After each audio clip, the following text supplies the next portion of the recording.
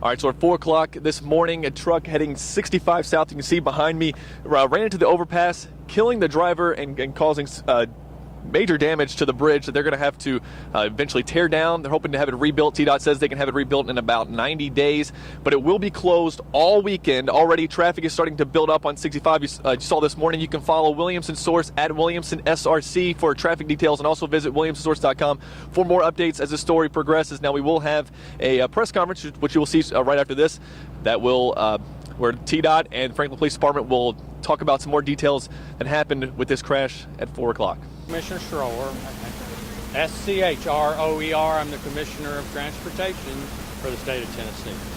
Thank you for coming out. Obviously, this morning we had a tragic accident here with a fuel tanker hitting the southbound abutment.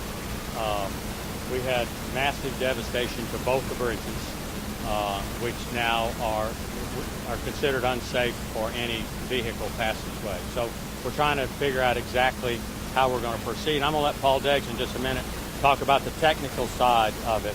But currently, the northbound lane is open. Southbound lane, obviously, you exit and get back on.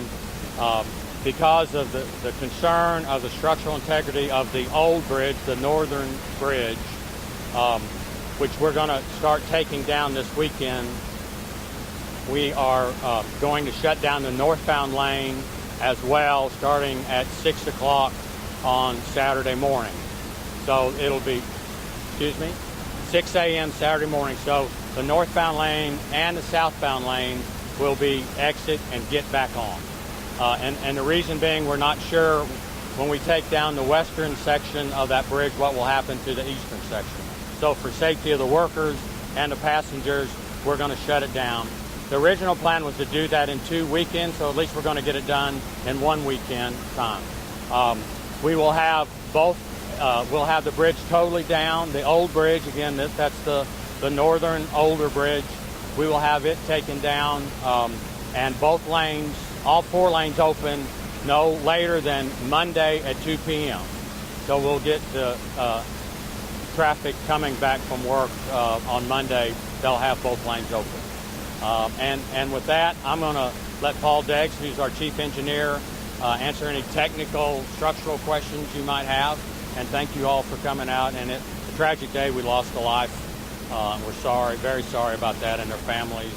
And we wish that things like this didn't happen, but they do. And we have to remember to be safe when we're driving, especially during work zones. And this was a narrow work zone, as we all know. So we're very saddened about the death of that driver. Just real quick to kind of give you an idea of what we're faced with.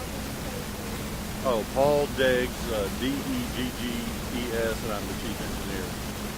When, obviously had a tanker truck, very high temperatures, 2 different types of bridges. The new construction we have, the phase 1 construction of the new bridge on the project, is steel beams with a concrete deck on it.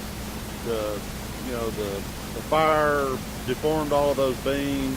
It's not usable for traffic anymore, but it is safe to stand upon its own, so there's no risk of it just collapsing. We've had our engineers look at it. It's good.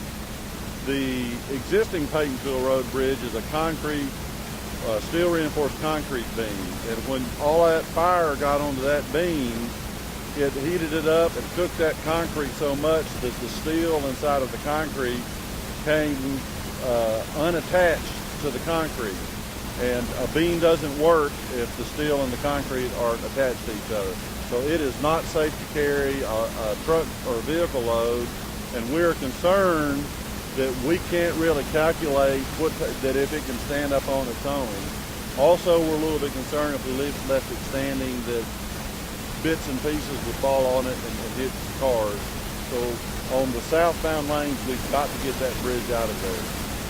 So the strategy that we're going to take here, one of the critical path issues on this project is getting traffic off the old bridge onto the new bridge. Well, the new bridge is about 11 lanes wide with all the turn lanes and through lanes. So what we're going to do, we have the steel already fabricated for the beams for the second half of the bridge. So we're going to, after we remove this bridge here, we'll be able to come in and build the north half of the bridge, the lead time on fabricating the beams, because we're going to have to get new beams on the other side of the bridge because of the storm, and it'll take several months to manufacture those beams. So the beams are already manufactured. It's just a matter we got to build the pier, the new abutments, and come in here and get a new deck and everything. So we do have a significant amount of time that the bridge over the interstate is closed. We can't give you a definite schedule today. The short-term schedule we're working on is getting the through lanes of I-65 back open. The commissioner said we want to have the southbound open by Monday during rush hour. Northbound, we're going to do some closures, but we plan on having that open by 5 a.m. Monday morning for northbound rush hour traffic to be back in the lanes by 65. With that, I'll take any questions.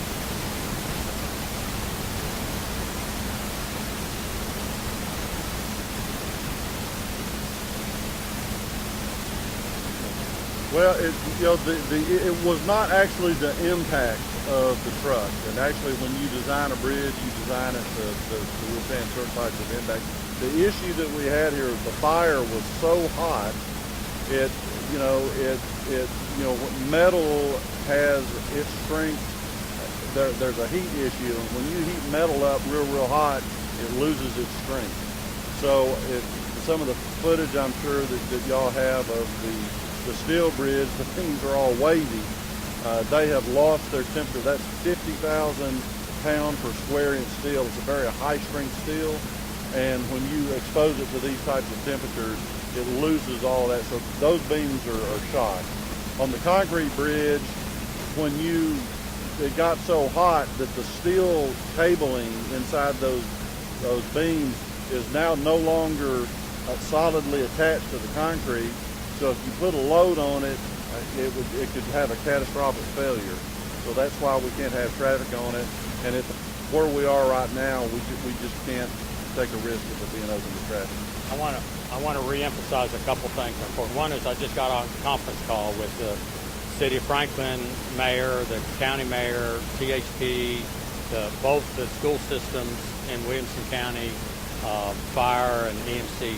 Obviously, this is a critical issue for all of those departments, and I want to reiterate that the bridge, both east and west access to the bridge, will be shut down for a period of time, and we're not exactly sure how long that is. We will have.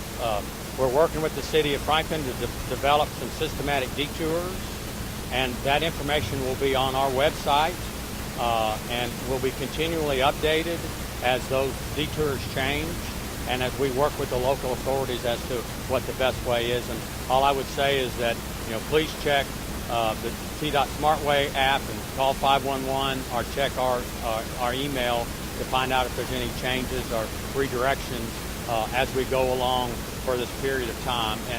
And you want any estimate? I know you don't want to say a time, but it's going to be months. Two and a half to 3 months. At a minimum. At a minimum.